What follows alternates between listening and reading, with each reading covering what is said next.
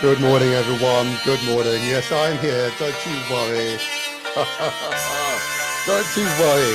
I'm very much here. Let me turn down this music, shall I? Let's stop the music. Let's stop the music. There you are. It has stopped. Yes, the motivator's here. Don't you worry. All is well. Huh? All is well. We're stronger for the resistance. Don't you worry.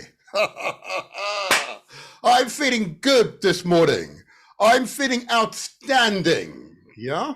Why am I feeling outstanding? Because I'm going to put this recorder on now and we're going to do a show today. It will be outstanding. Be assured. Be assured. You know, in life, sometimes you need challenge. And I rise to the challenge, you know. I come from a people who are always challenged, but we always overcome. Let's be clear about that. We always overcome. So, of course, this is the Motivator Show. This is where we translate our words into action and where success is ours for the taking. Let's be clear, where success is ours for the taking. Okay, so let me just make some other settings changes. Brilliant. I feel much stronger today, much stronger. So what is vital? Oh, just a second. I've just been told not transmitting via Galaxy. I'm sure that will take care of itself in a moment. Don't you worry. So what is vital? What is vital is determination, never giving up. You are relentless at all times, never giving up. You are relentless at all times. Okay? And together we rise. I say again, together we rise. And if you're in doubt, always ask and seek the solace of those you feel are strong around you. Okay. So I'll go straight into this because there's some important issues for us to discuss today. And I will spend no more than 5 minutes on our lifestyle questions. Okay. And let me just make an alteration to this other settings I've got here. That's fine. There you go. Lifestyle questions. And why is that important? Why is that important to our lifestyle? Because we want to live long, healthy lives. Lives which are meaningful, that are full of vigor. To do so, of course, you have to take deliberate steps now to achieve that outcome. And we will. And together we will. Be assured, be assured. So what I want to say first of all, and I'll spend no more than a few minutes on this, but it is important that we are consistent in our approach to our general health. And you know what I'm going to say, because these are but reminders. Yeah? These are but reminders. And there are 4 or 5 different aspects of our lifestyle that we must get right if we want to live long, healthy lives, which are not weighed down with illnesses and maladies. Okay? We have to take those deliberate steps. And those steps include, for example, looking very carefully, considering very carefully at what we consume on a daily basis. Because our food is our medicine. Our food is our medicine. And we can and we will always do better if we take deliberate steps to do so. So I ask you to consider the amount of sugar and salt that you ingest each day. Sugar and salt are introduced to our cuisines as a means to add flavor, to brighten the quality, the flavor of foods. Okay? But consumption every day and cumulatively in excess is harmful. So I ask you to consider the amount of sugar and salt. Diabetes, direct related to sugar, is at epidemic levels in our community. Hypertension or high blood pressure, again, are at epidemic levels in our community. When I say our community, I'm specifically referring to those of African and Asian heritage, particularly from the Indian subcontinents, Bangladesh and Pakistan. I simply ask you to consider the amount of sugar and salt that you ingest each day, okay? Because they can have profound impact on your general health. Profound impact, okay? And many of you will be aware of at least one person in your immediate family or family gatherings with one of those conditions, either diabetes or hypertension, which is a direct result of the overconsumption of sugar and salt. So I simply ask you to consider the impact it has on yourselves. I also ask you to consider the amount of carbohydrates and fat that you consume each day. Carbohydrates, okay, typically derived in our case from wheat-based products, okay, can have a direct negative impact,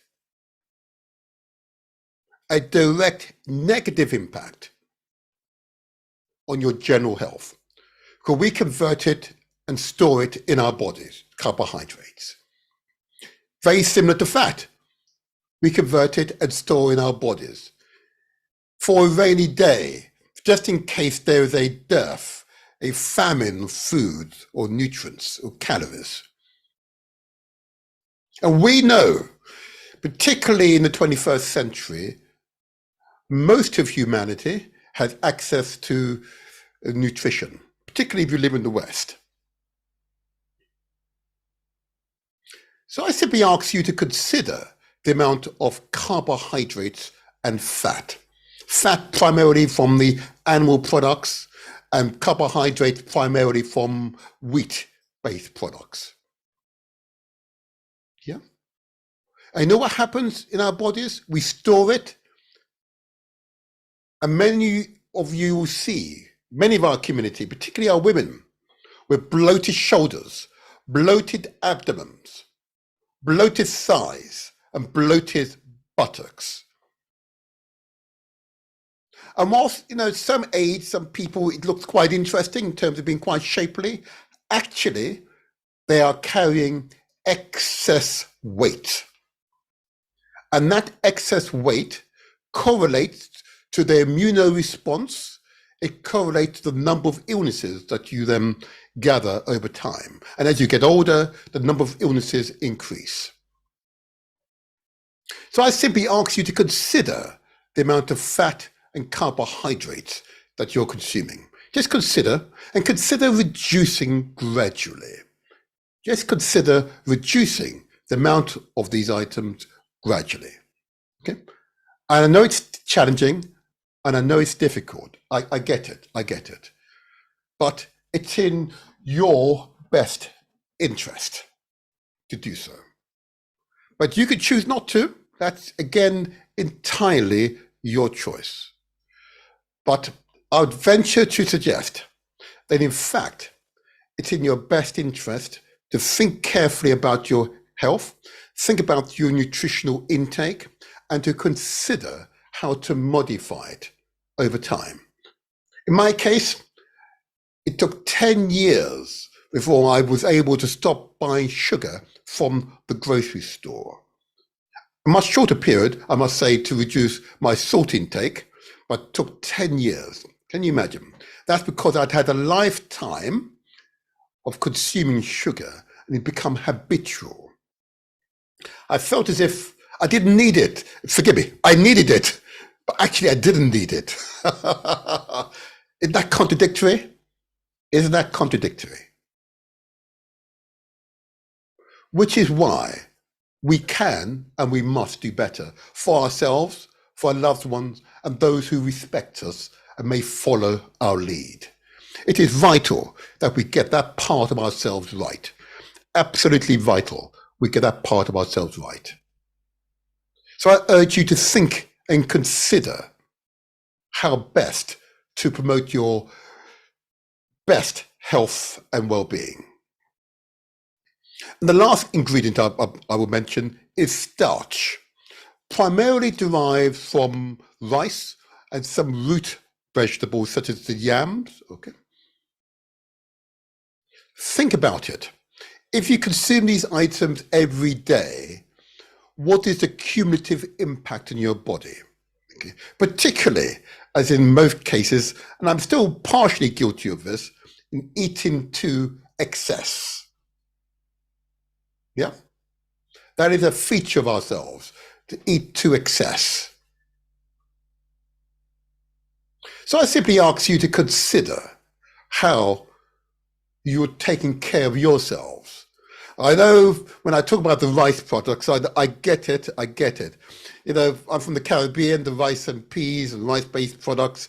From West Africa in particular, I hear the jollof rice, I hear the Ghanaians and Nigerians speaking. I hear you. It's not the daily consumption that's the challenge. It is absolutely the quantum that we consume. That is the issue. Because all the nutritionists, the doctors would tell you, you are better off eating far more fruits and vegetables and leave meat to no more than 5 or 10% of your total nutritional intake. Fruits and vegetables, particularly the green vegetables, but a broad range of vegetables. That's what they would recommend. They would absolutely recommend that you think carefully about the amount of water that you consume each day. Between 2 to 3 liters is what's recommended, okay? It is what's recommended, but it may vary depending on your height and your mass. But that's the recommendation, okay? Far more fruits and vegetables, particularly green vegetables.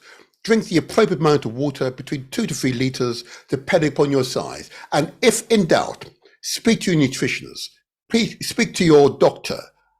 They're best placed to give you the professional advice that you need. I'm providing but guidance on what is generally true. But I urge you to do the same. Please seek professional advice, okay? But ultimately, all of this taking care of yourself through your mouth, as it were, your nutrition, is augmented if you exercise. Exercise is vital. Yeah, exercise is vital. Okay, and if in doubt, please seek professional advice. Okay, please seek professional advice. I know it's a challenge. I know it is difficult. Trust me, I get it. But if you love yourself, you have your loved one. But are you sure you're doing yourself a good service? Okay, that's a challenge I put to people. Are you sure you're doing a good service for yourself? Okay. And if you want better for yourself, you have to take those deliberate actions, okay? You have to take those deliberate actions. What actions are those? Well, I've said it. Reduce and moderate your intake of sugar and salt. Reduce and moderate your intake of fat and carbohydrates. Reduce and moderate your intake of starch. Okay? That's the way to do it. Exercise is vital. Increase the amount of fruits and vegetables. Increase the amount of fruit and vegetables, particularly the green vegetables. And I know it's a complete lifestyle change. I get it. Don't worry, I get it. But come on now. You can and we must do better. Okay? We can and we must do better. You can if you take that deliberate step to do so. But it's over to you. You are in control. Yeah. You have what it takes. Yeah. You are in control. Don't let anyone say otherwise to you. You are in control. Because this is the Motivator Show. This is where we translate our words into action, and where success is ours for the taking. I hope these few words see you well. You know, it is your choice. It's within your gift to deliver. You've got to decide to do it for yourselves. Okay? And believe me, once you make that decision to do it for yourself, do it for those who you respect, those you love, I can assure you, you'll be transformed. Absolutely transformed. Okay? You'll be absolutely transformed. You'll feel truly empowered. And the moment you feel empowered, change is possible. The moment you feel empowered, change is possible. Because that's what our detractors do not want you ever to get in your mind, that you can effect change for the better for yourself. Okay? That's why they resist. That's why they propagate these negative propaganda. They don't want you to feel empowered. Be empowered. But you've got to do it for self. And if you have children, it's even more vital that you are and become empowered, personally empowered. Okay? I hope these words see you well. Now, let me move on now, because I hope those words have seen you well. The message is received loud and clear. There isn't any ambiguity. It is clearly understood why the messages are being shared with you. And you recognize for yourself that effecting change benefits you, okay? Effecting change benefits you, okay? I don't say these words for myself. I say it because, look, I have children. My children might meet your children. We want them to have healthy babies. Huh?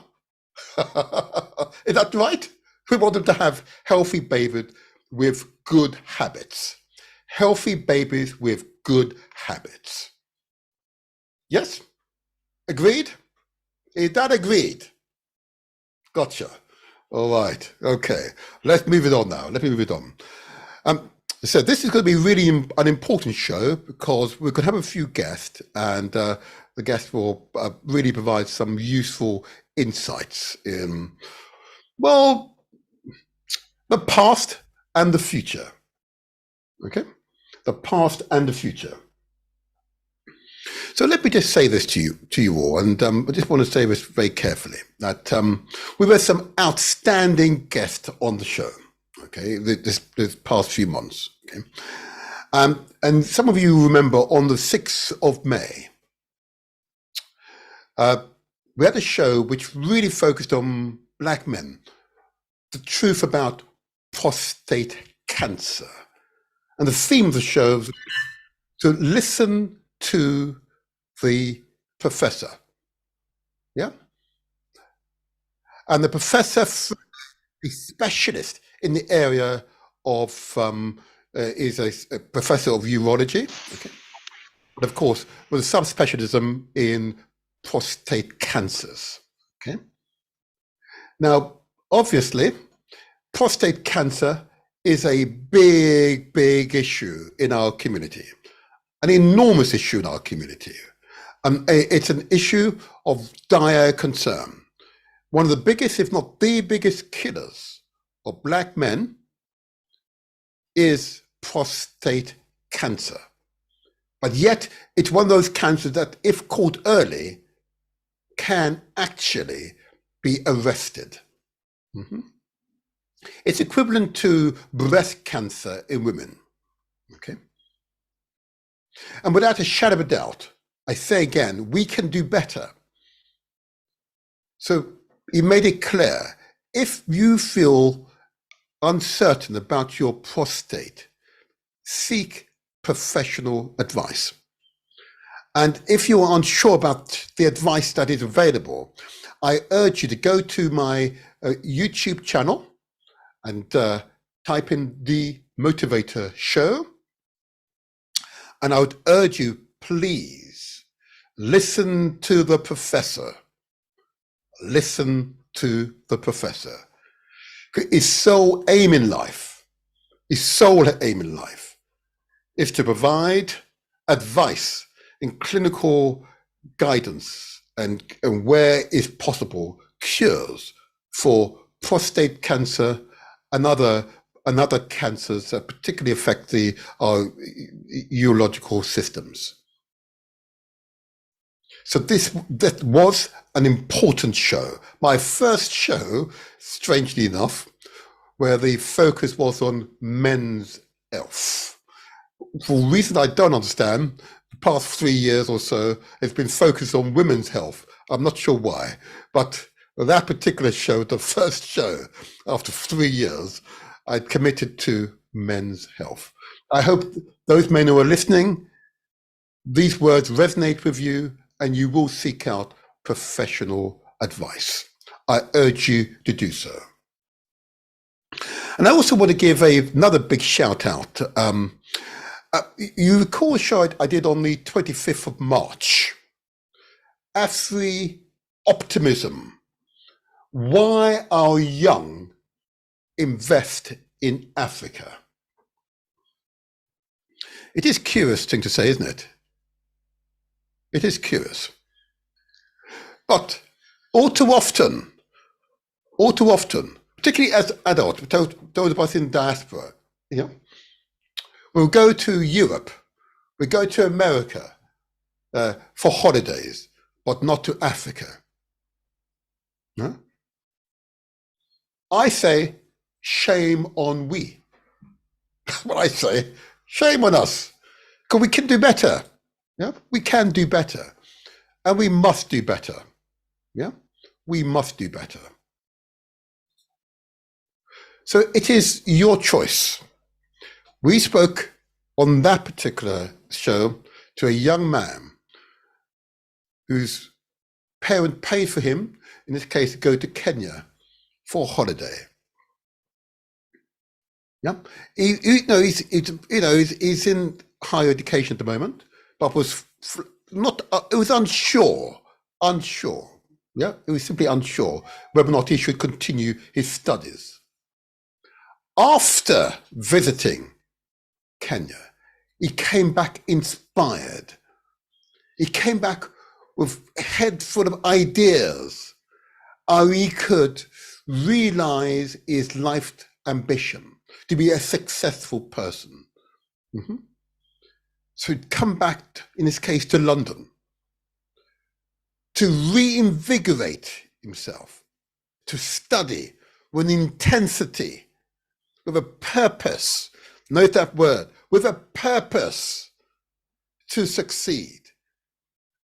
He came back infused, as only the young could come back, infused with the opportunities that were available to him in Kenya and the surrounding countries. He came back infused. And that is our job as parents, as adults, to infuse our children, infuse young people with ambition to achieve, okay? So they can realize their own personal potential And more importantly, they can contribute to the wider society, particularly in Africa, for that societal economic evolution. And he will go back to Kenya once he's acquired all his skills and apply those skills to Kenya, Uganda, Sierra Leone, Somalia. Yeah? He will do so because he believes that his future is bright. And that is our duty as parents, to ensure our children believe the future is bright. Anyway, okay. Now, I believe I've got my co-presenter on the line somewhere. I wonder if she's nearby. Empress Abner, she's somewhere around here, I believe. I'm sure she... Oh, there you are. I saw your shadow somewhere. How are you, my dear? I'm good. My friend came to stay over last night. So that's what she stayed to say. I didn't have an uninvited guest. I had a guest. Mm-hmm. She didn't say uninvited, just in case she sees this and then tells me off. So she came around yesterday. She's like, I need a break from my kids. I need a break. So I said, come over. Just chill. So we watched a movie together, caught up. I've known her since I was 8. So, yeah. So she came over. You see? Say that again? She's able to be really honest with you. Uh-huh. Oh, she's always been honest with me. Oh, God. We're not going to go there. It's a family show. We're not going to go there this morning. No, we're not going to go there. And yes, you're right. It's a family show. Huh? It's a family show. Okay. All right. So what's been happening to you this past week or so? It's been half term. What have you been doing with your son? I have my son's gone to his dad's. I caught up with some work colleagues and we were catching up. My work colleague brought me some flowers, which is really nice. But then I tell people the only flowers I like are blue roses. So everyone laughs, so they bring me flowers because they're like, sorry, they're not blue roses, but we bought you flowers. To be honest, I've just been job hunting, looking at some things that I may want to do in the future. My friend just wrote 3 books, so I've been promoting that. Okay. So yeah, that's about it really. So nothing really exciting. It's all systems go next week because I'll be back at work. But yeah, other than that, I've just been relaxing, a lady of leisure. Oh, if only, huh? A lady of leisure. Oh, okay. But today's show could be really interesting, assuming we've had the usual attempt at interference, but it's always good. It's always good. Okay, we've overcome. So today's show could be really interesting. I hope so. Huh? Oh. God. Inshallah. Inshallah, indeed. Yeah? Praise be. Huh? So it will be interesting. And why it's going to be particularly interesting? It will be particularly interesting, and I've said this to others on the previous, that in fact, what tends to happen, particularly amongst our own people, that far too many of our people want to forget the past. Mm-hmm. And any grown adult would tell you, if you forget the lessons of the past, you're bound to repeat the past. So it's important, like all studies, to remember. Learn the lesson so it never happens again. But I'm just being devil's advocate, as I love to do this. Me and my colleagues like to do this. And we was talking about Black History Month and what's taught in schools. And we were saying that we need to, obviously, we can talk about the past, but what isn't the future of what Black people are doing now very important? Because I think sometimes that has no basis or it's not really recognized, but isn't that important as well as the great things that we've done in the future and how we can better ourselves as a group, as a community in the future as well? We're rather thinking about, because I feel like sometimes when we talk about the past, it is used as a negative by their peers. Some of the kids don't really understand it. So I just feel like also we need to focus on the future as well. of the great things that Black people have done. I think you hit it perfectly. That's so well said. Okay, we are but the children of our past experiences, our people's past experiences, and that will inform our future ambitions. Okay, so I have to. Sorry. Okay, it's all right. I have to say respectfully that often, and this is part, you go. I know you have your life here, yeah, in this country, yeah, in Britain, okay. And unless your history is taught to you, okay, you become a leaf that's waving in the wind, okay, and you don't know what tree you belong to, the roots that is defined your identity. Mm-hmm. And if you don't, what tends to happen with that leaf, that it becomes loose and it just flies away. Mm-hmm. It is vital that we come to terms with our past so we can build a better future. Pretending the past never happened, from a psychological point of view, will mean that the past will catch up with you and you're bound to repeat it. Okay? Because you've got to make sure that the past is informative so that you can use that information to secure a better future. But unfortunately, if I may say so, my Empress, there are tens of millions of our people. In fact, you could say the entire continent, okay, has been held back because of what happened in the past. And the lesson possibly has been fully acquired by particularly the leaders of our people, so that we can build truly a better future. I admire Jewish people. I admire them because they never forget their past. And they set up ceremonies, traditions, to remind them of their past, and remind themselves of the lessons, so it never happens again. In more recent time, they went through a Holocaust. Yeah, they went through a Holocaust. And that should never happen again.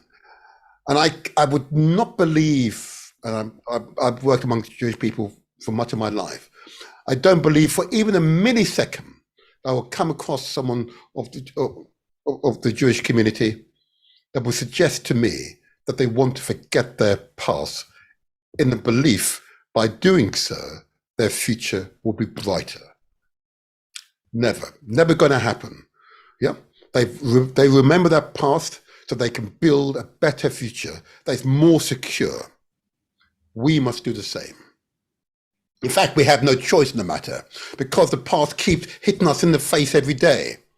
Yeah, you and I could discuss it about the experience of our children in schools, or our peoples in the National Health Service, yeah, or the police force, and I can go on and on and on. Yeah, it keeps slapping us in the face. So any attempt to forget the past, we're reminded by what the police are doing. Huh? Yeah. But I feel like there's certain things of the past that have relevance and certain things that don't, for me personally. And I feel like we can keep talking about it, but if we don't change certain things and keep talking about it, there's no point in talking about it. I agree with you. For me. And the thing is, to say Jews remember what they do, Hindus do it. It just depends on the group of people. Muslims do remember the history that we've gone through. We talk about Salahuddin, we talk about the Ottoman Empire and stuff. But, you know, the Jewish and the Muslim situation is something I feel very passionate about. I'm not going to get into it on the show because I said it's a family show. But I do believe that there are certain things that we are still, as Black people, as Muslims, we're fighting against, and things haven't changed. And I don't think at some point it will ever change because of who we are and what we represent and the fear that we instill in certain people. Mm-hmm. That's just my feeling, but you know, everyone's different. You know, your mother, and you're absolutely right in this regard. being a father, of course, I have to be very clear about these matters. We mustn't be clear in the past, so we've got to secure our future. And therefore, ensuring we have detailed knowledge of what happened in the past, we can ensure we will not repeat it again. Praise be. Praise, inshallah, as you would say. Inshallah. Absolutely.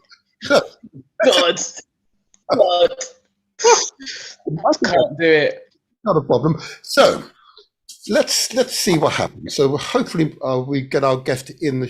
If our guest is listening, I'd like to encourage our guest to join in now. Oh, he says he's waiting to be let in. Oh, right. Okay.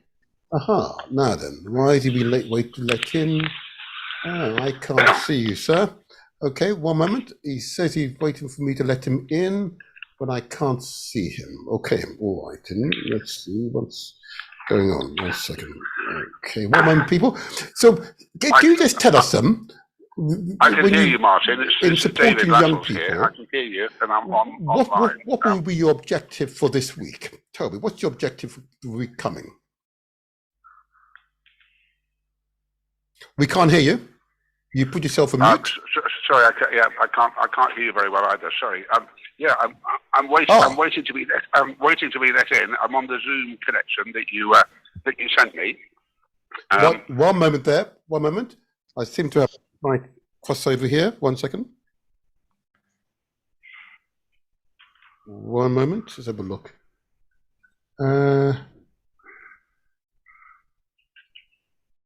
So I can see myself on the screen, and it says. Did you see yourself on the screen? It says podcast in the corner. No. It's the Zoom link that you sent me. Yep. Okay. If I can ask you to Somebody exit. hang on. Can you just exit for a moment? Just exit the program, and I'm going to send you another link just to make sure we got this right. Because we can't actually see you on our screen for some reason.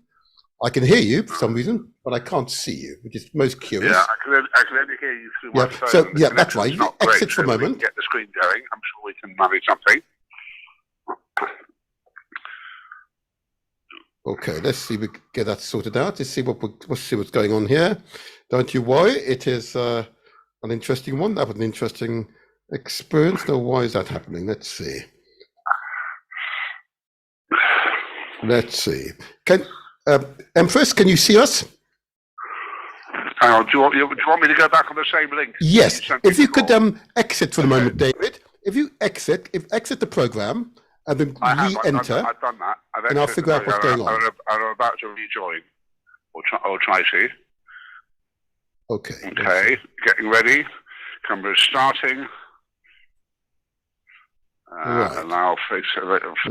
Where are you then? Join now. I've joined now, and I can see myself. But you can see yourself now. Where are you now? And this is Ah. curious. 1 moment, David. I can hear you. I'm not sure why I can hear you. 1 second. I will sort it out. I think you can hear me because I'm talking through my phone. To the studio number that you sent me. Yep. 1 moment, David, please. 1 moment. We'll sort this out for a second. Let's figure out where are you then? Where are you? Now then, 1 moment there, David. You'll just sort this out. Okay, sure. Let's have a look. 1 second. This is clearly live. This is always good when you do this live. And I'm going to do this here. Now then, let's have a look. Where are you? So, David, I'm going to ask you if you could exit the program. And I'm going to resend to you the link. Just making sure you're going to resend the link, are you? Yes, I'm going to resend the link to you. Okay. Obviously, the link for some reason is sending you somewhere else. For some reason, even though I can hear you, we can't see you for whatever reason. So I'm going to ask you to exit, and I'm going to resend the link to you right now. There we go. Okay, all right. Thank you. So you're sending me the link. I'm going to send you right now. Right? Send it to you right now. There we go. Okay. Let me just wait for that to come through. Okay, give me a moment. Let's see if this will work here. Let me see if that's come through.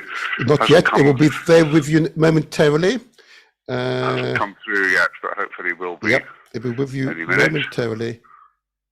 So,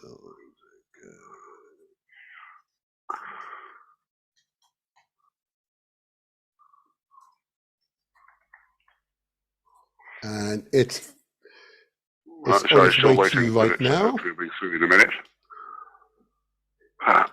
To be well, we've had frank, I'm technical not problems, sure how it is I'm talking to you right now. I don't understand what's happened this time. As I say, I mean, I'm on the. There you go. Here we go. Here we go. Got that? Yep. Okay. Join our. Yes. Okay, here we go. If you would, yeah. Let's try that. Open link. Connecting. Join. Oh, there you are. We've got you now. Okay, have you got me now? Yeah, I believe we have you. And I think we can now go live. Being recorded. Okay. There you are. We've got it. We can. Hang on just a minute. Launch video. Oh, here we are. Here we are. Hooray! Hooray! There you are. Finally. Finally, at last. Well, I'm very glad to have joined you. I'm sorry it was so complicated, but there we go.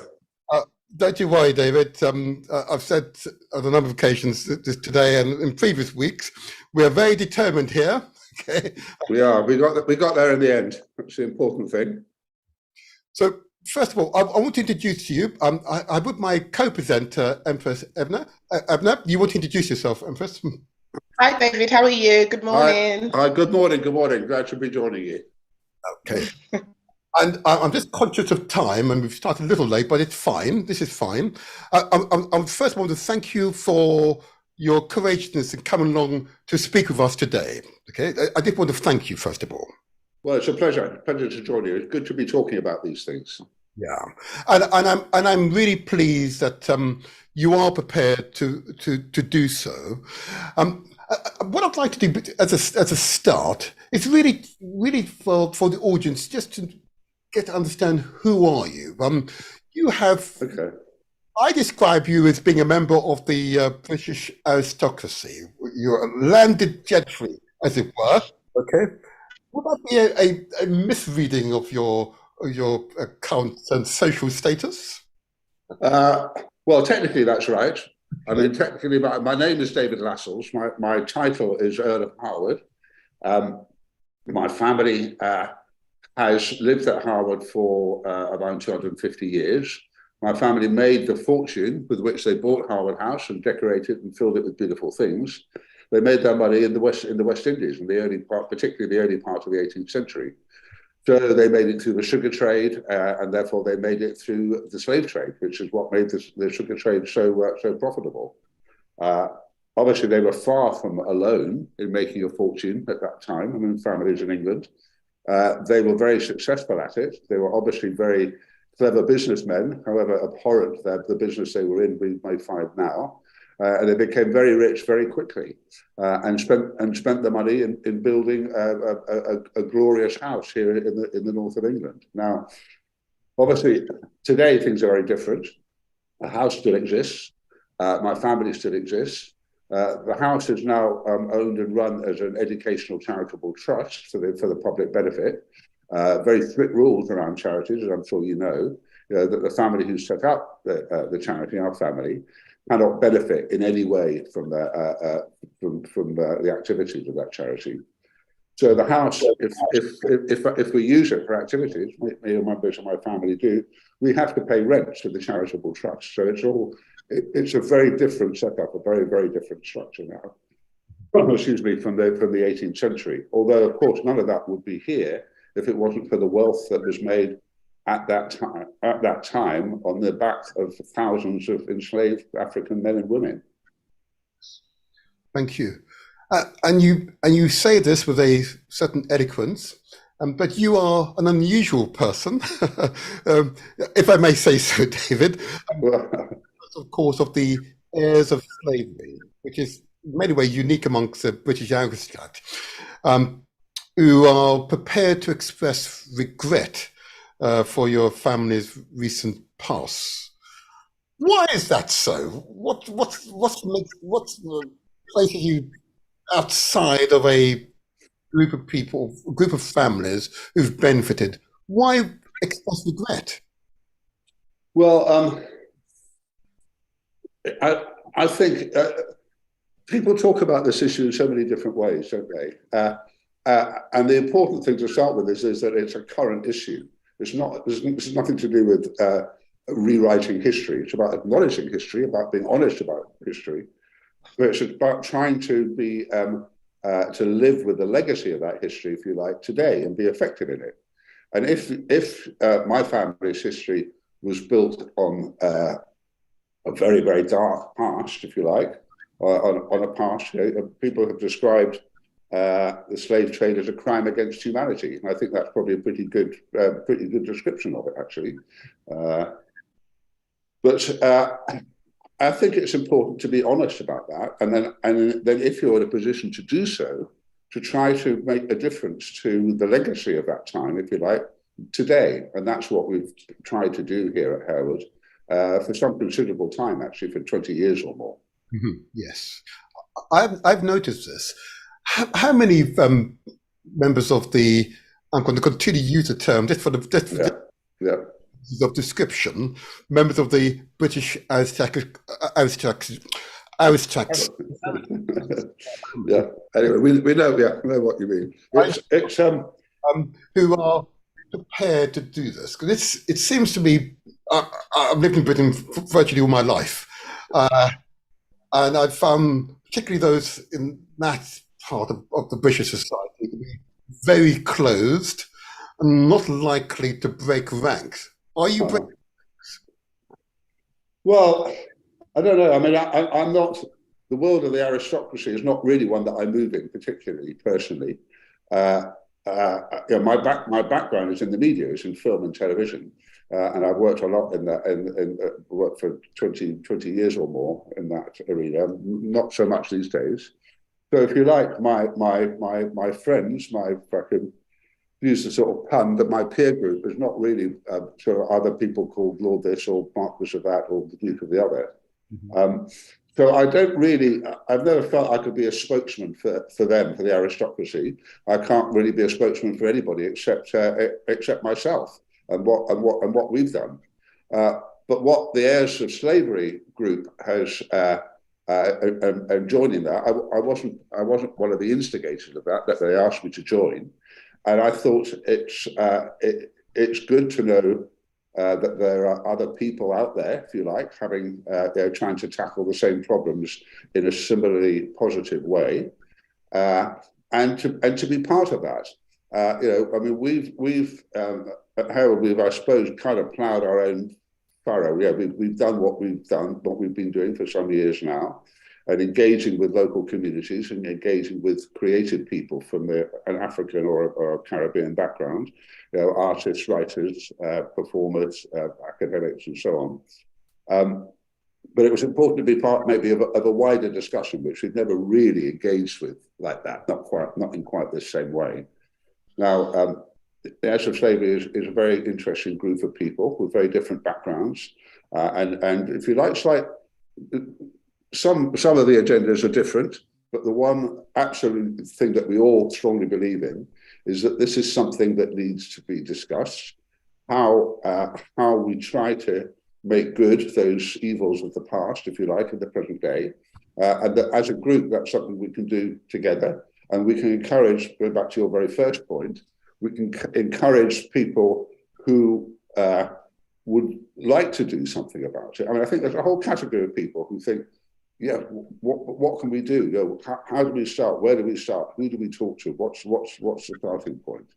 And I think there's to try to encourage those people to, if you like, come out of the closet and talk about the past, talk about where their family's money comes from, and what in their way, great or small, they can do to address that today. Fascinating. How many would you say families you think would? It's very difficult to put a number on it. I mean, I know that when all the information was released a few years ago, wasn't it, about compensation, which is probably the best way of judging how many families in the UK were owned slaves, owned enslaved people. I mean, some in large numbers, some in very small numbers, but that certainly came to thousands of families across the UK. You know, so I think it's wrong to characterise the slave trade as the acts of a few bad people. In fact, it was an evil system that allowed people, even encouraged people, to behave in an abhorrent and inhuman way to the people that they'd enslaved. But the people who benefited from that, actually, in the end, was the whole country. It wasn't just those, not just those bad people. So I think, as a country, we need to come to terms with that. We can't change it. We can't change what happened. It's not, it's not Back to the Future. I can't blow up Harvard House and then the slave trade would never have happened. That's science fiction, but we can try to deal with its legacy today, and that's really important. I'm going to thank you for that response, because that is the right response. I know that there are those who are listening who would want to better understand how you are responding to the issue and seeking to make amends. I want to refer to a politician who was a member of the Labour Party who was then asked to the British government to take on a very similar persona to what you've just projected. And he suggested at the time it was legal, and therefore there wasn't an issue for challenge for them to respond to, which is interesting. Yeah. Arguably, he may have been right under the British Constitution, or the monarch finance the enslavement of Africans. Yeah.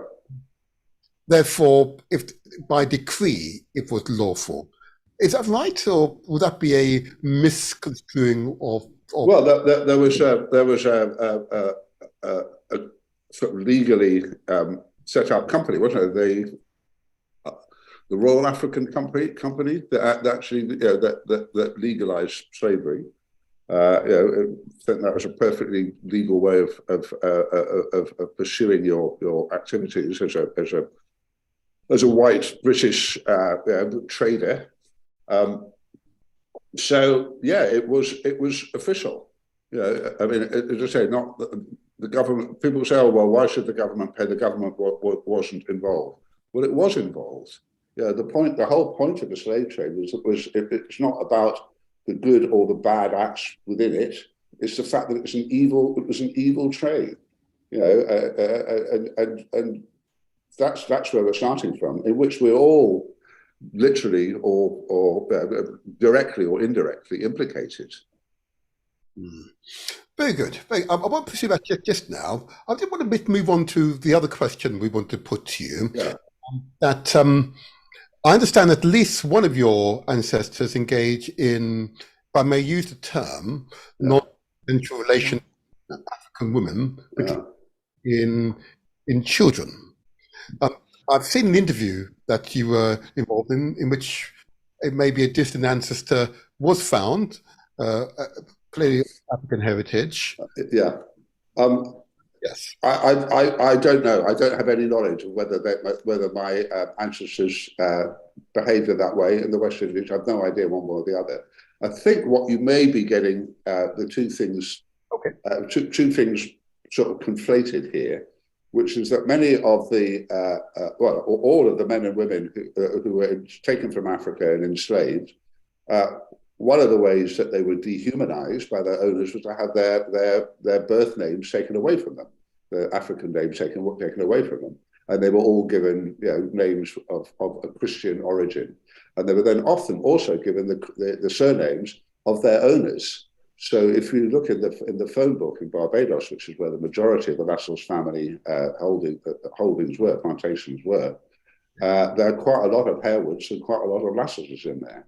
And they're not necessarily blood descendants.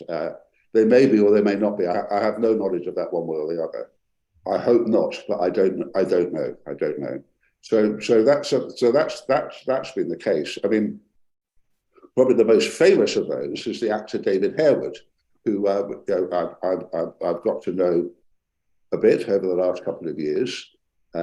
We were on a television program together, 1,000 Years of Slavery on Channel 5 about a year ago, which in part explored David's own ancestry and found the documents, the first-hand documents, showing that his however many greats it was, great-grandfather was a slave on a Lascelles plantation in Barbados, and was able to trace that line directly through to himself. And that was, quite shocking and eye-opening for him. And shocking for me, I have to say, and it's shocking for anybody looking at those lists of names and how you have a name and a job and an age and a value. It's like a shopping list. It's a shocking thing to see. Those lists of slave ownerships and how people were categorized. So we've connected quite strongly with David, and we're doing a project with him. It's actually my wife Diane's idea originally, called Missing Portraits. And the idea behind that is that in Harewood House, as in all the grand houses of England, there are literally hundreds of portraits, but they are all of rich white people, and mostly with the name Lascelles or related to the Lascelles family. Now, again, there's nothing we can do about that. Nothing we can't change the past. But Diane had the simple but brilliant idea. Well, why don't we create new portraits, photographic portraits, but very high quality photographic portraits, sort of in the style of, not pastiches of, but in the style of 18th century portraiture, so quite formal, of eminent black men and women today who have a strong connection to Harewood. And we've done David's David's portrait will go up later in the year, September. We'll have an exhibition about him, his life, who he is, what the connections to Harewood are, and why he is an important person. And we will put his picture up, framed in a gold frame, the way the other portraits by Reynolds and Gainsborough, all the famous portrait artists of the past, and it will end up in amongst that collection.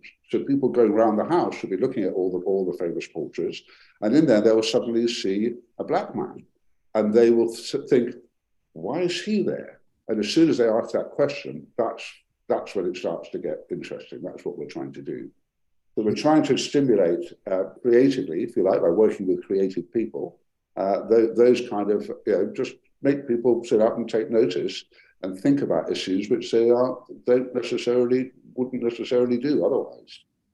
I agree with you, David. I agree with you. And it is fascinating. I did my research on yourself, your family, and the wider connections. It was fascinating. Yeah. In the very first attempt of us to organise this interview, I'd realised that, and you'll understand what I'm about to say, despite my age, I actually went through an emotional shock. It was an emotional shock. There was a war that came out, and I can only conclude that war with my ancestors speaking, It was a powerful experience. Because despite the fact that here in Britain, of course, you're taught about the slave trade in a very peripheral way. Yeah. As you said, the names, the seeded detail, it is remarkable. And of course, the papers produced by the Bank of England, which the compensation you referred to earlier on, is even profound. And I, of course, found my own name quoted in those documents. In those documents. And of course, if I go to Devon, my own name, there's a manor house not dissimilar to Harewood in Yorkshire. There's one that bears my surname in Devon. Okay. Gosh, it was. Yeah. I have to tell you, emotionally unsettling, David. I'm sure. Yeah.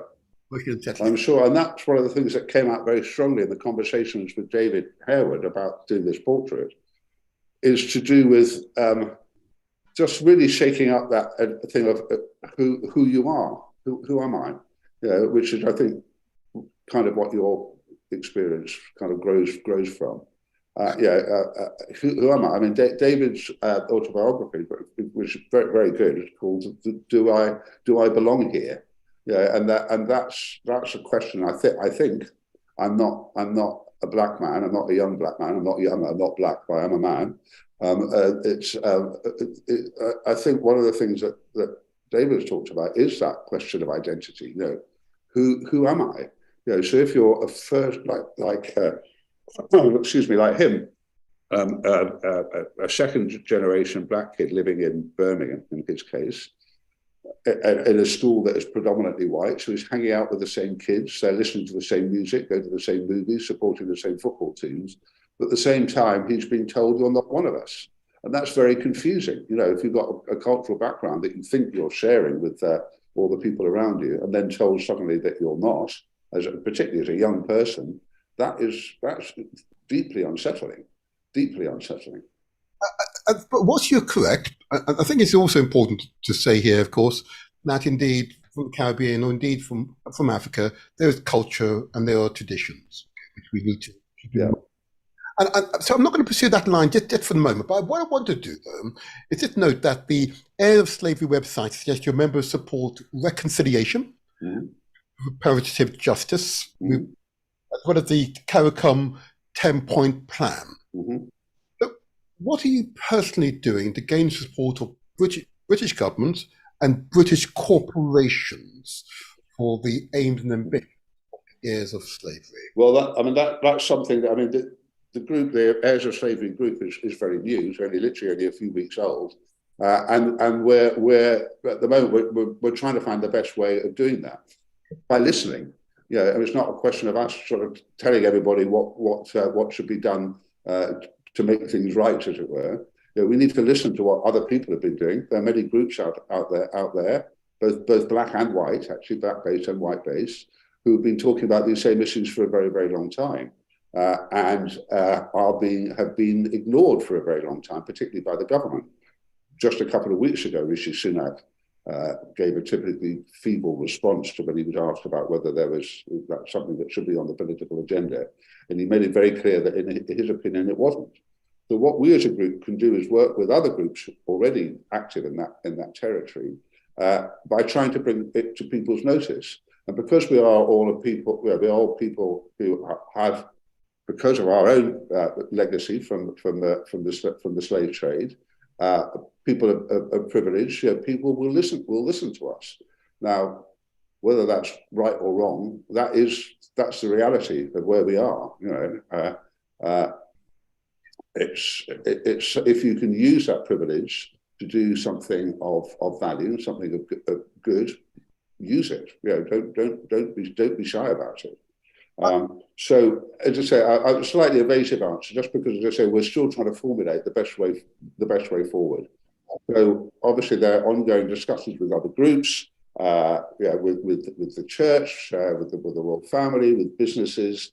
There's talk about maybe there should be a conference sometime later in the year. But all these things are very much informative stages. So, from that point of view, we talked earlier about how the group can be a sort of an encouragement or a shoulder to lean on, if you like, for other families wanting to come out and talk about their own past. But it's also a lobbying group. We can use our influence and our connections to talk to people at the top of these kind of organisations, and just make it's a slow shift. It's not going to happen overnight, I'm afraid. There needs to be a big shift in mentality that this is something that needs to be talked about and is really important. That's the point. That's just something we're trying to make move a little faster than, if you like, the glacial speed at which it's been moving in the past. As you'll be well aware in that case, and the CARICOM 10-point plan, I'm not sure how familiar you are with it. It is quoted on your website. You're in general concordance with its plan. The implementation, of course, will require support from people such as yourselves. Mhm. If you have significant shareholding in these large multinational corporations, which are the bane of many African and Caribbean countries. Yeah. I'd be remiss if I didn't ask a question, because there are a few questions here that I've been given from members of the community, and that's Sure. the CARICOM 10-point plan. Notwithstanding your answer just a moment ago, would you be in general agreement with that plan as a means to, we're not asking for charity, we're not asking for handout, but we are asking for the ability to grow the economies without interruption. And the 10-point plan facilitates that. Yeah. Would you be in general concordance with the CARICOM 10-point plan? Well, I think it's the most substantial starting point, if you like, for these discussions to take place. Now, yeah, the 10 points, you may agree or give different priorities to the 10 of them. What's most important? What order should they happen in, and so on. They're not the 10 commandments. They're a plan. They're a proposal. They're something for discussions to be able to sort of build around, if you like. So I think that's what's important about them. They're not necessarily the be all and the end all, but they are there. They've been produced by the countries of the Caribbean. They've been on the table for quite a long time. In this country, people have been very, very reluctant even to sort of admit that they're worth talking about. So I think that has to be a starting point. Okay. So general concordance. Another aspect of life here, of course, is for the British government, notwithstanding Rishi Sunak's initial response. Okay, are you going to persist to pursue the British government to give a unreserved apology? Yes, I think we must do that. Yes. I have to say, realistically, the prospect of that happening in the near future is pretty small. I think the prospect under this government is very small. Under the Labour government, whether they'll put it into their manifesto, anything to do with it or not, I have my doubts. But it's perseverance furthers. You've got to, sometimes you have to say something 1,000,000 times before people hear it. The first 999,000 times you say it and people just don't hear it. It goes through one ear and out the other. So it's about persistence and about trying to find allies in as many places and in as influential places as possible, and work together to change the mindset. It's that we can be a part of, but that's a slow process. Sadly, it's not going to happen overnight. Right. The other group of people, other group, forgive me for this term, we've just crowned a new monarch. And I recall the monarch prior to he was the Prince of Wales, reporting that he wanted to be a leader of the faiths. Yeah, all the faiths, that's right, yeah. Have you had conversation with the monarch on this subject? And not personally. I don't have that kind of personal relationship with him. But I mean, certainly, he has indicated, the royal family has indicated that they're making a sort of thorough investigation, if you like, into their own archives about what the actual facts and figures, if you like, of their involvement with the slave trade was. And I think they're taking it very seriously. Again, I can't speak to him, and I can't even really tell him what to do. I would encourage him and anybody to do that research, to pursue that research as rigorously and as possible. And I think that process is going on. Now, what the timescale of that is, and when they'll say what, I have no power over and couldn't really comment on. You know what I'm going to say at this point. I've got some political talent myself. Yeah. If you want to put something into the long grass, give it over to civil servants. Yeah. Be cynical, Yeah, well, it's yeah, I wouldn't disagree with that. But that's who we have to work with. I mean, change can happen. Yeah, big changes can happen in this country, and it can happen all over and all over the world. They have now. Those have often grown out of a kind of irresistible public momentum, if you like. I mean, the whole take the attitude to the environment, for example. I mean, 20, 25 years ago, the environment was not a subject on everybody's lips by a long chalk. Thought to be, tree huggers, eccentric people.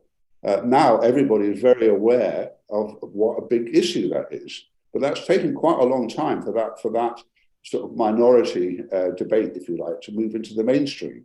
And I think something similar is happening here with talking about the legacy of the slave trade and what form reparative justice might take. That is going on. There's definitely been it seems to me, have been an acceleration in all that over the last few years. I mean, Black Lives Matter, I think, was a really important catalyst for people to really start talking about it and thinking about it and realizing how important and how current an issue it was.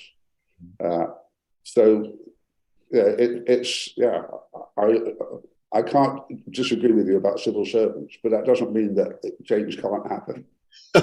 Agreed, absolutely. As I said, we've had some interference even just to get this far with yourself on this particular show, and I now note that on one of my other platforms, for some mysterious reasons, there's some technical difficulties. So evidently, David, I'm not going to say that they're connected to the wider the cohorts that you have links to, but I can only say that these interferences have only occurred when I'm attempting to interview yourselves, and it could be coincidental.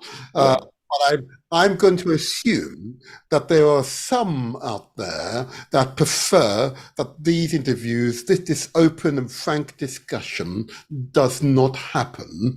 Yeah. And I suppose clear that, to use your term, perseverance ever. Absolutely. Yeah. No, there are. I'm afraid you're right. There are people out there who are well, either actively hostile to, or I think there's a degree of sort of shame and embarrassment about talking about it in some people. And with some people, they'd like to talk about it, but isn't it all awful? And didn't it all happen a long time ago? So, put your fingers in your ears and say blah blah blah a bit. But I think again by speaking openly about it and openly and sort of fearlessly about it, that will encourage other people to say the same. It's not easy, but it's not necessarily. The more you do it, the longer you do it for, the more you engage with it, the more likely positive outcomes are, and that good and genuine relationships can be built. We've worked very good relationships with a lot of the people we've worked with here over the last 20 years or so, and they've now got good, strong, personal as well as creative relationships, and that's great. That's great. Thank you for that response, and I want, for the benefit of the audience, because some will be very well informed, but I suspect a significant proportion will not be sufficiently well informed about the compensations, if I use the term, enslaver families receive from the British Crown. In your own case, it was just, what's at least in the public domain, let's say £30,000, going back just over 200 years ago. Yeah. £30,000 is the modern day equivalent to a few £100 million in modern day currency. In other words, the spending power and the rich and the clear riches that was held by the British Crown at the time was astronomical. Okay. And just for the purpose of our audience, what I want to do is just give it some proportion. Because we've seen the Bank of England's papers, and we've seen the list of those who received compensation, And if you received £100,000 compensation 20 years ago, it's, that's worth a good few billion pounds these days. Okay.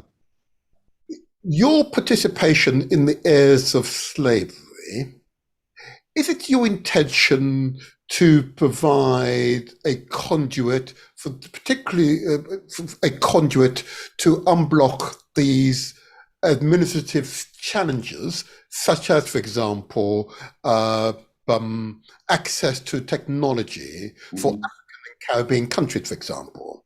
Yeah. There are clear embargoes on the transfer of technology to those countries. It's really strange. Okay? Is that your intention, or is it your intention that you should you have the wealth in your trust funds, okay, but that wealth, notwithstanding the legalese around the trust fund, a portion of that might be given over to a African country or a Caribbean country? What is your intention? We want to understand what's your intention. Well, my main intention is to keep on doing what we're doing. I mean, in financial terms, if you like, we've invested a lot of money over the years in the projects that the kind of projects I've been talking about. What the future of reparations on a national scale, if you like. I think it's very difficult for individuals to make decisions about reparations. My family received X thousand pounds in the 1830s, which is the equivalent of the many different ways of calculating that amount. But it's a huge sum, so I'm not arguing about that. So how do you? Is it a one-to-one? Yeah. How do you measure in financial terms the suffering and the injustice that was caused then? It's I think money is very important in this debate, but I don't think it's the only issue. I think just by throwing money at it isn't going to solve it, because there isn't any click your fingers one point solution to it, to the ongoing injustices, whether they're economic, whether they're social. And the racism that has grown out of it. I mean, the present day racism a lot of it is rooted in the slave trade, because people of color were dehumanized. That's how people made it, legitimized it to themselves. So I think money obviously is important, but to engage with activities is just as important as well. So as you say, to do with having a fairer share, if you like, of technical knowledge, of debt cancellation. That's a powerful and relatively, as I understand it, I'm not a politician. I'm certainly not an international financial person. The debt cancellation is a relatively straightforward way of at least making some inroads into the issues. Because obviously there are arguments here about, well, reparations, all very well. Why should I be taxed for something that had nothing to do with me? And that's an awkward one. Who should be taxed and for what? Should all the families should there be some fund set up by all that different people put different amounts of money in? Should it be I mean, I don't know the answer. It's way beyond my pay grade. I know what I can do, we here at Harewood as a public-facing body can do to engage with the issues and try to do something positive with it. Would you therefore support efforts to return the tens of thousands of African artifacts and manuscripts currently being held in museums and indeed private, for example? Yes, in principle, yes. I mean, again, I think there are different ways of approaching that. I was in Germany recently, and I went to a new gallery there called the Humboldt Forum, which has a large collection of ethnographic pieces, both from Asia and from Africa. And the way they presented them and talked about them was really interesting, something I've not really seen done quite as thoroughly in that way before. Because they weren't just talking about where the objects were from and what they meant, whether they were ritual objects, whether whatever they were. But they also talked in some detail about where they came from or how they ended up in Germany. Talking about the people, the soldiers, the missionaries, the district commissioners, whoever it was, who had actually been in that country, and in some cases been given as gifts, although a certain amount of duress was probably involved with that, or in many cases literally stolen them. The most famous, the most notorious, obviously, is the Benin bronzes, and all the objects from Benin. And I thought that was a very interesting way of showing those objects.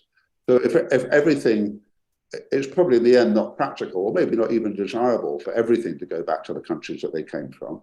But I think that knowledge needs to be shared in an honest way, not just as exotic objects from an exotic part of the world, but to show their real history and how they ended up in a fancy museum in Berlin or in London or New York or wherever it might be. So I think there's a strong case for things to be returned, but I think it's sometimes that's not necessarily the best way of talking about that stuff, educating people about those things. I said that twice, so I'm not going to question you on that for now. But I wondered if your own family has its own private collection, and if you have, would you consider returning at least some, if not all, of your collection to the countries of origin?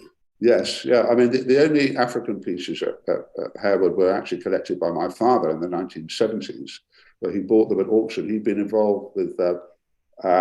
He was running he ran the Edinburgh Festival for a few years in the early 60s and had been very much involved with the arts. And he was invited out to a festival in Dakar, in Senegal, called Le Premier Festival des Arts Nègres, which was about black artists from all over the world. So there was exhibitions of Benin bronzes, the Duke Ellington Orchestra, people of African heritage from America were very much involved. So a big festival. He became fascinated by African art then and bought several pieces, including one very, very small, tiny, sort of thumb-sized Benin bronze, which sort of sat on top of a staff, a ceremonial staff. And that we will be returning. Obviously, it's insignificant compared to the huge collections in, say, the British Museum, but that definitely should go back because now it's very much a system for how the Benin bronzes, how they could be shown, where they could be shown. There's a new museum in Nigeria now, which is where they'll be housed and so on. So that will be going back, yes. If I then may ask you this point then, David, bearing in mind your understanding of why the artifacts and particularly the manuscripts should be returned, and I've got your answer. But before I ask my main question, I want to ask, are you considered to be the head of your family? Yes, I guess I am. I'm certainly the oldest, so I don't know, that gives me a certain... All right, okay. Have you previously, and would you be prepared now, to give a full and unreserved apology for the behaviour of your ancestors of the past? Apology is a complicated thing. I mean, it's... I've always felt slightly odd about apologising for something I didn't do. If I've done something wrong personally, and I'm taken to task for it, I should apologise. To apologise for something that happened all that time ago, I'm not quite sure what that means. However, it's something that is of significance to a lot of people. And I think what it is almost like an entry point into the debate. You know, if by apologising for what your family had done in as open and as full a way as possible, and to use those words very specifically, there are lots of circumlocutions of how you can seem to be apologising, but not really. I think if that for you is how you want to enter the debate, if you like, and that's been the case with several of my colleagues, if you like, on the heirs of slavery. That's fine. I admire that. I applaud that. I mean, my feeling for us is that although it is shameful what was done at that time by my ancestors and many other people like them, but we've been in this debate for quite a long time now. So I'm not sure what an out-and-out apology how it would add to that necessarily. And thank you for that response. It's I'll just, if I may, I just want to probe it a little further, just so we're clear. Compensation paid to which there are benefits being derived as of today, 200 years later. There's a culpability. Mm-hmm. There's a culpability. And you and I know each other sufficiently to understand why I ask that question, because you're right, that is the entry point to a genuine dialogue. Yeah. If there's a suggestion that, let's say that it was my son or daughter who committed a crime, a heinous crime, and the family of those who have suffered approached me. They obviously can't approach my family member who committed the heinous crime, but they were able to approach myself. And they were seeking solace and understanding how it is possible that my family member could have committed this heinous crime. Mm-hmm. They seek solace from me. My response would be to provide an unreserved apology. Mm-hmm. There's no misunderstanding that the behavior of my family member is not the behavior that I would ever condone. Yeah. That's one. No, I think that's a very, very, very good way of expressing it. I would agree with that completely. Okay. I'm not going to press you now, but I want you just to say that it's a very public forum, obviously. I just want you to just consider this. That is the entry point. It is the those who have been and continue to be victimized entry point, as you say. The effects of the experience is being felt in British society today, and British society has yet to come to terms with its past. This aspect. So it's part of that healing process. And despite the heinous crime, what I'm not detecting amongst my own people are desire for extreme violence. Yeah, other people might, okay, but generally Africans are not that way inclined. This is an attempt at genuine engagement, constructive engagement. Yeah. But it has to be entered into with equal intention. Equal intention, I think. That's how it's described. But I won't press you on this point. I did want to press on, because I'm just conscious of your time, and I'm grateful. Yeah, please. Yeah. No, interesting debate. It's fine. If I may, then just go on further. Another aspect of this issue, of course, is the it's how history is taught in schools, because that's the core of the problem. Okay, at the moment. Okay. And I suspect you have been approached by others who are seeking to modify the national curriculum so it better give light to the achievement of Africans, both in terms and I wonder if this finds what I'm about to say. There's some concordance with yourself. Okay, that Africa was home, of course, to the first human civilization. Yeah. Astrology, geometry, mathematics, and of course the written words. Yeah.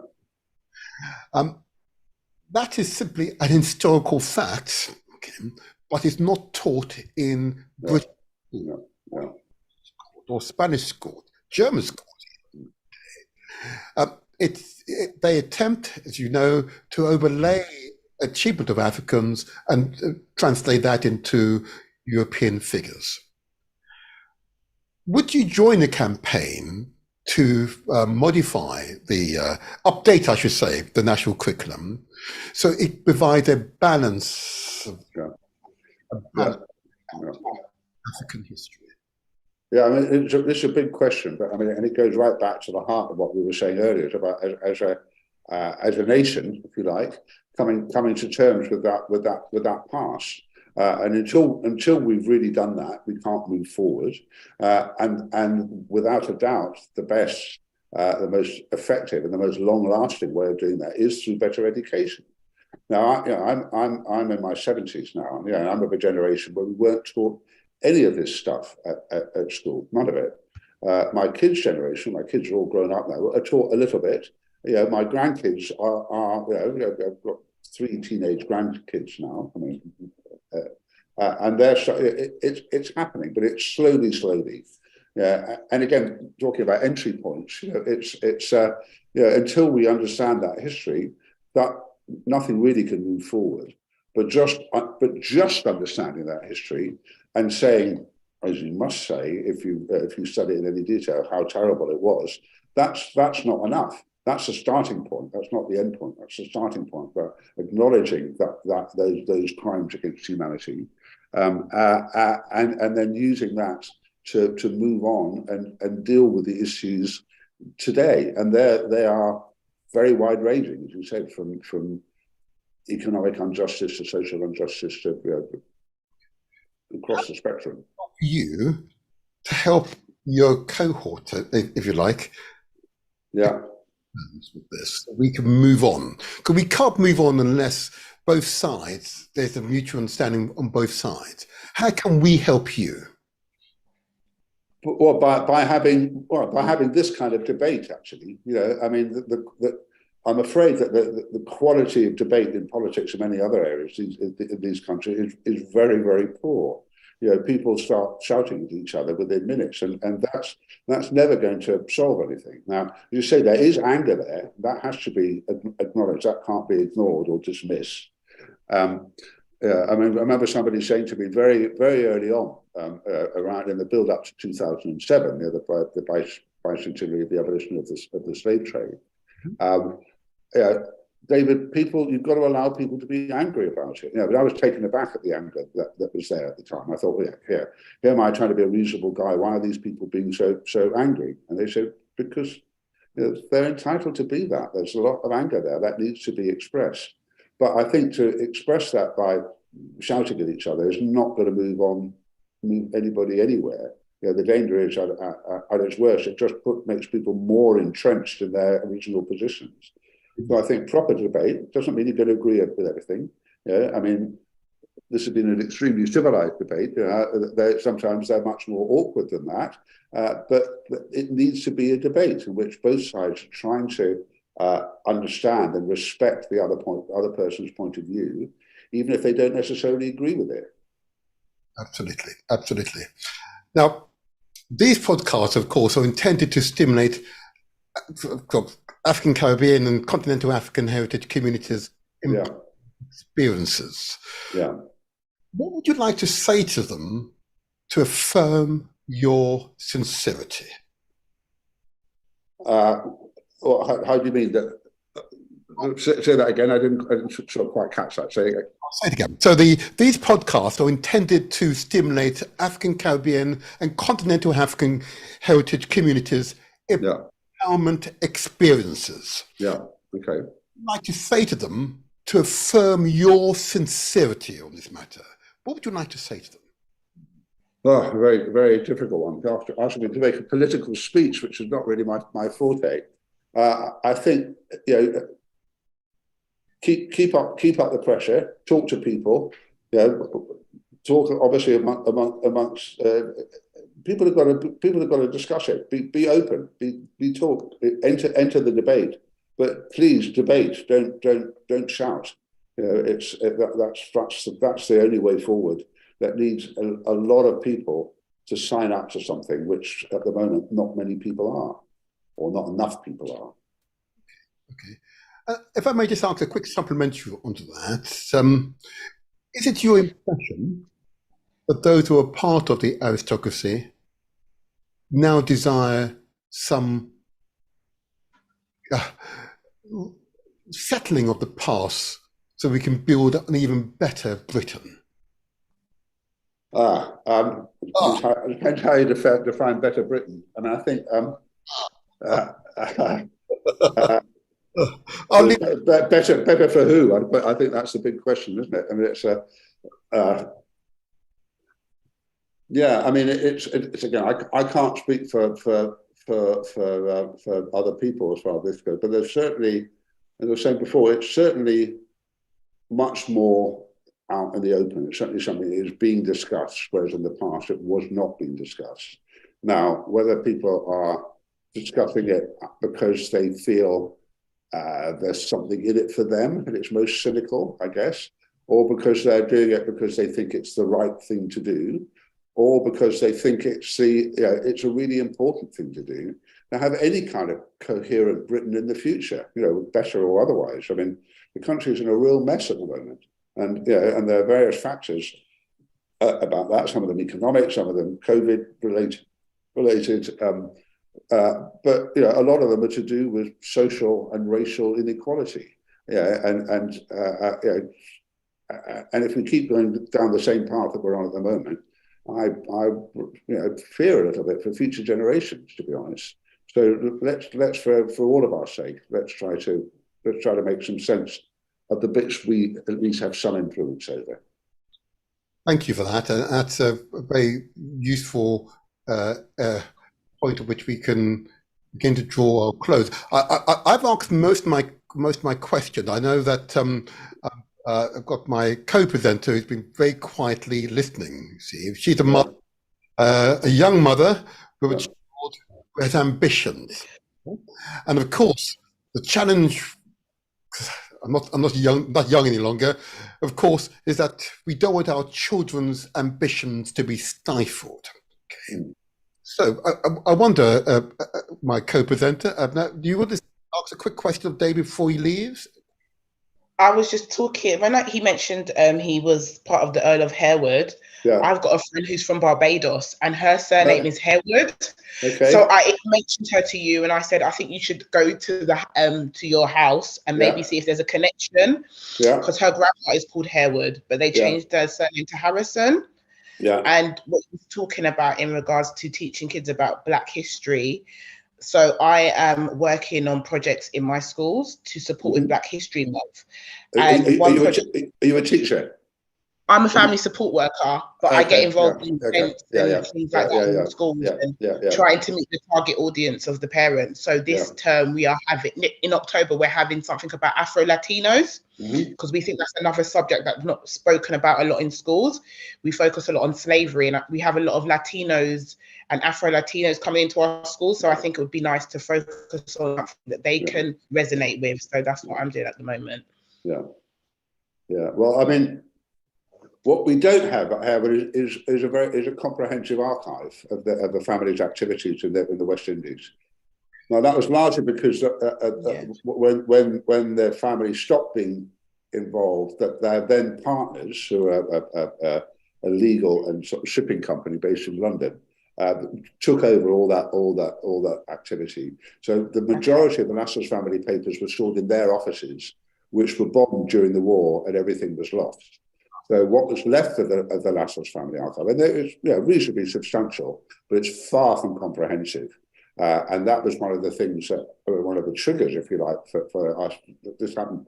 We discovered these archives in the house, literally in tin boxes stuffed down the side of a boiler in a room in the basement. So not in very good condition, very fragile condition. But we had them.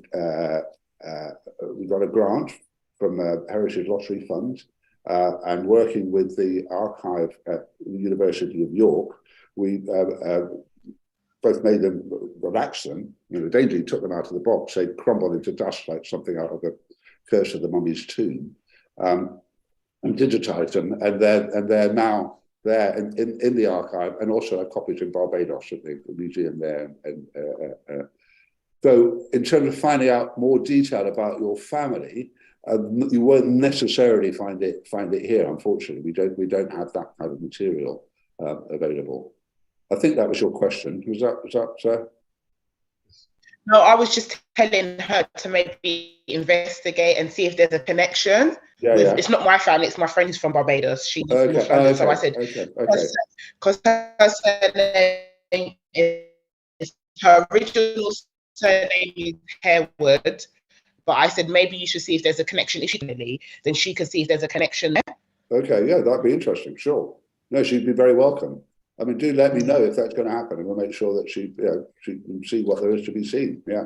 Okay, I'll let her know. Yeah. Thank you, David, for that. Yeah. Well, there's another outcome. I'll just say, if I may, then, David, and thank you for your sort of frank response to my questions. There are a few outstanding questions, of course, and always, yeah. I'll leave you to consider the entry point. I'll leave you to consider that, but it would be an important marker. Yeah. That's for sure. I suppose what we've not had the opportunity to do, and I would like the opportunity, is to give light to your work. Okay, I've seen your public pronouncement, and I know you are sincere. Okay, I understand that, but I understand your training, but I know you are sincere. And what we've not been able to do at this occasion is to give light to your work, who you've helped, organizations you've helped, and the benefits that have been derived from your. I want to give light to that because it's these are you become a unsung hero for many because of you. Right, that's a dangerous thing to be, but anyway, yeah. Go ahead. Yeah. Okay. So I'd like the opportunity to do that at another time, but I can see real benefits in giving light to those other families who are part of the heirs of slavery, and we want to give you support. In short, we want to give you support so you can spread the word. Constructive engagement is the keystone to absolutely success, and what we cannot allow is for our past to hold us back and undermine the better future that we all can benefit from. I talked about Britain first, but I'm equally discussing the Caribbean and, of course, most crucially, the continent of Africa. Yeah. So that Africa can participate fully in international trade and share in the wealth generation that is occurring here in UK, Europe, America, and Far East. Yeah. Needs to take its place amongst the great nations of the world. And if working together, we can achieve that as an outcome, so you're clear in terms of a broad agenda, that would be greatly received. Your support will be greatly received. Yeah. Well, I think really that obviously the way to engage with heirs of slavery, we have a website, which I'm sure you're familiar with. So if we get people to contact us through that, we have no secretariat. It's just a bunch of people, So we won't necessarily be able to reply in a few hours, but we are trying to reply to everything that is sent in, and finding different ways of connecting, different ways that we can work together. I mean, what it isn't is a funding organisation. It's a lobbying organisation and a support organisation, if you like. Those are the two key functions. But do get in touch with us, and we'll try to find ways of working together. And I'll give out the website address. It's the heirsofslavery.org. That's the website, okay? And my first encounter with the website is to read the sub page on our purpose. Yeah. And of course, in bold, you go on to say, we are a new group composed of peoples whose ancestors profited from and supported transatlantic slavery and its many related industries. Okay. In other words, you're publicly announcing you continue to profit, which is why, of course, I talked about the appropriate segue. Okay. The continuing to profit is the important marker here. We are continuing to experience the consequences here in the Caribbean, and most certainly in Africa. Continue to experience it. Yeah. Well, this has been a really useful engagement, okay? And I hope we could do it again in a not too distant future. But I would like to your work, how Yeah. to use a term we use on this show, translating your words into action. To action, sure. Okay, very happy to do that. Absolutely. Yeah. Recognize success. Yeah, good. Taking. Okay, good. And I'm going to use your term that you've got to remain determined. Yeah. I'll speak to you, David Howard. Thank you for coming. Thank you. Thank you. Thank you. Thank you for coming along. Thank you both. Yeah, thank you both. Okay, David, have a lovely weekend. Okay. Wonderful, wonderful. Meanwhile, my Empress, you had a taste of the British aristocracy. What was your first? He looks like his dad. He looks like his dad. Okay, that's fair enough. It's interesting to see. I think he's very in tune with the world, and I like that about him. He's very in tune. I think he shows empathy. He's understanding. I think he does a lot. I know I watched the program that he did with David Harewood, and then as soon as he said his name, I literally instantly thought of my Barbadian friend, and I was just like, she needs to get on board with this because she's trying to obviously trace the roots to her ancestry. So I think he would be a good starting point. And yeah, I think he understands the nature of what we're trying to work with. So it was good to speak with him. Very good, very good. And it was interesting, the levels of interference, even just to do this interview, internally, I must say, even I had challenges to connect to my usual platform, one of the platforms in Galaxy. Can you imagine? So internally and externally, there was resistance. Even just see, I don't know why you have all these problems, because I don't have these problems in my meetings. So I don't know what's going on with you. I realize, even just to have the discussions, there was evident interference.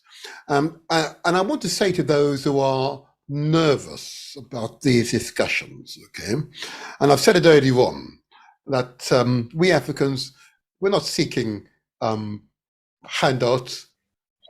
We don't even seek a hands up even. We're not likely to commit violence. We just want to ensure our families can be a part of the broader human families, both spiritually and economically. That's all. Okay, and that those who will seek to hold us back, stop it. Those who wish to join with us in our mission, please join with us in an honest way. Okay, but even within my own Galaxy environment, there's interference, and that's most telling. And I tell this story about the lion who's been caged for most of its life. And the cage door is opened, okay? The lion questions, why the cage door open? And sits there looking at the cage door and does nothing until someone comes along, holds out the hand of friendship and says, come, you're now free. This is what's happening today. You are now free. You are indeed free. That's the message what I want to communicate today. And there's a wonderful African proverb, which, it's a part of the, I'm not sure if you've seen the earlier intro, but my Empress, that I was used earlier on. Not sure if you've seen it. No. He who asks questions cannot avoid answers. Okay? Got to ask questions. Okay? Therefore, you receive the answers. Okay? And there's another proverb that I should quote here, which I think is appropriate. Okay? And that is really to use this one. Let's use this one. Sankofa teaches us the importance of learning from the past to build the future. The truth passes through fire, but doesn't burn. In other words, you cannot destroy the truth. So, if we stand tall, it's because we stand tall on the shoulders of our many ancestors. I say to many of those out there, particularly in my own community, the only way we can build is together. But never forgetting, a village without elders is like a well without water. The building has always been advised and guided by our elders and indeed by our ancestors. Those are the crucial messages of what you communicate today. And with constructive engagement of the type we've engaged in today, the future is ours for the taking. Empress Abner, what would you like to say in closing? Have a great Saturday, everyone. It's the last week of half term. It's the last couple of days of half term. I'm just gonna chill with my turtles and Godspeed. Yeah, wait for fun to come back on Sunday. Thank you. Thank you so much. I must close now, but I say to you all, thank you all for your listening ears. I hope some knowledge has been acquired today, but mostly not the knowledge, it's the motivation to try, to strive, to change, to evolve, to grow. Yeah? So that our legacy is growth. Okay? Our legacy is growth. I say unto you all, praise Jah Rastafari and bless Ashun. Until the next strong, I remain the motivator. Praise be, praise be. And of course, my dear, please stay strong. Okay, let's play some music now and the intro. Take care. Have a great weekend, everyone.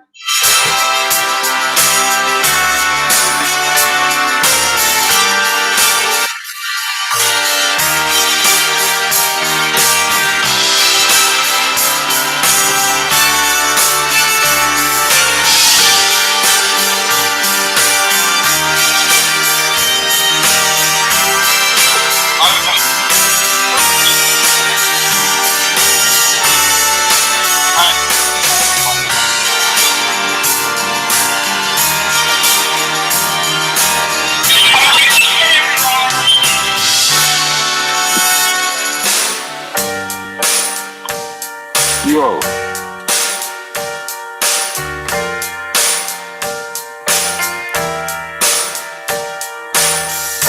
Yes, sir.